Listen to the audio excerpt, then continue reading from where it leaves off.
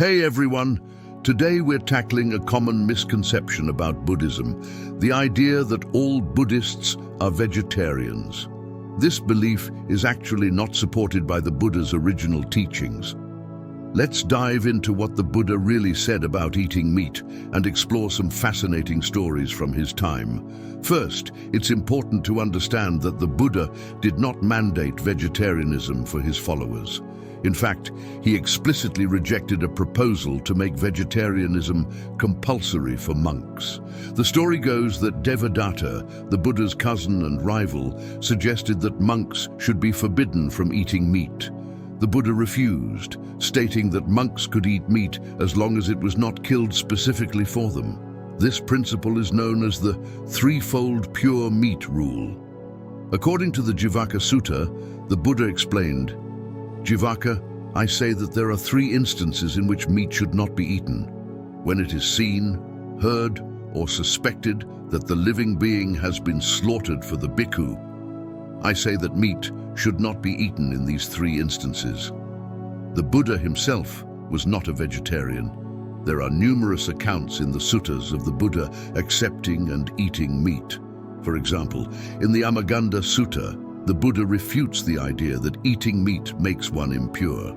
He states, "Taking life, beating, wounding, binding, stealing, lying, deceiving, worthless knowledge, adultery. This is stench, not the eating of meat." Now, you might be wondering, doesn't this contradict the first precept of not killing? The Buddha addressed this concern by emphasizing intention. He taught that the moral weight of an action depends on the intention behind it. If an animal was not killed specifically for you, and you have no involvement in its death, then eating its meat does not violate the precept. Let's look at a real story from the Buddha's time that illustrates this point. Once, a wealthy man named Siha, who was a former Jain, became a follower of the Buddha. He invited the Buddha and the Sangha for a meal, where he served meat. The Jains criticized him harshly for this. The Buddha, however, defended Siha, stating that he had done nothing wrong as the animal was not killed specifically for the meal. Another interesting incident involves the Buddha's last meal. According to the Mahaparinibbana Sutta, the Buddha's final meal before his passing was Sukaramadava, which some scholars interpret as a dish containing pork. While the exact meaning of this term is debated, it clearly wasn't a vegetarian dish. It's crucial to note that while the Buddha allowed meat eating under certain conditions, he also praised the benefits of a vegetarian diet.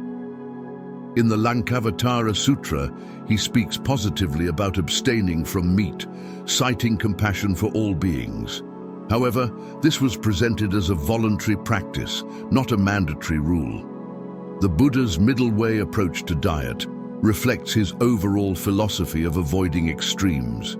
He advised against both indulgence in meat eating and strict vegetarianism if it leads to nutritional deficiency or obsession with purity.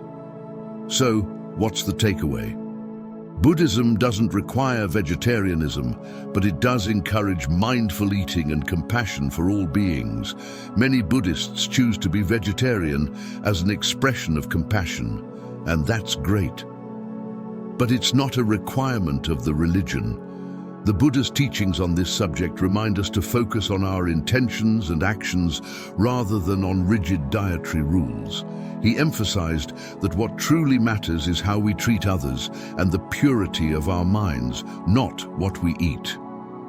In conclusion, while vegetarianism can be a positive choice for many reasons, it's not accurate to say that all Buddhists are or must be vegetarians. The Buddha's teachings offer a nuanced view that emphasizes mindfulness, compassion, and personal choice in our dietary practices. Remember, the path to enlightenment is about purifying the mind and cultivating wisdom and compassion. Whether you choose to eat meat or not, the key is to do so mindfully and with kindness towards all beings. That's the true spirit of the Buddha's teachings.